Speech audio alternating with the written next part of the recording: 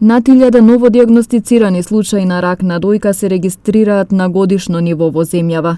Загрижува и фактот што се намалува возрастната граница, а и поголем дел од нив се јавуваат во подоцнежен стадиум.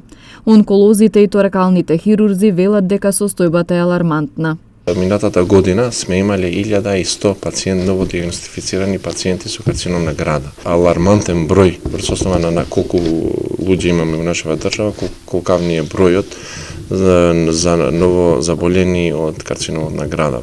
Ако во почетокот на мојата кариера со карцином или малигна болест на дојка се рефлектираше една жена што е средновечна, сега ние се работиме со пациентки што се во раните 20 години, значи ова е ситуација многу ескалира.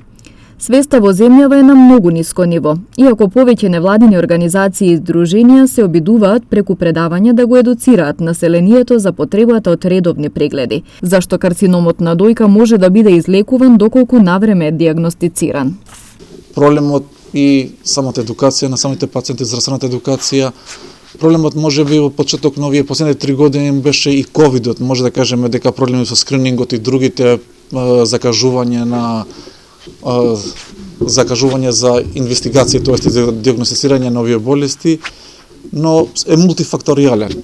Се работи тргувајќи од почеток, значи на самата пациентка до највисоката инстанца. Секоја трета или четврта пациентка не доаѓа со трети Ц стадиум. Трети Ц стадиум во Запад, ако има значи поголема бројка, сигурно се преземат сите можни мерки од сите инстанции за да се види што е проблемот. Тука кај нас тоа е сосем нормално. Со цел жените да се запознаат со ризиците, знаците и мерките што треба да се преземат кога станува збор за ракот на дојка. Здруженијето Езра во 13 општини организира активност на кафе со мојот доктор.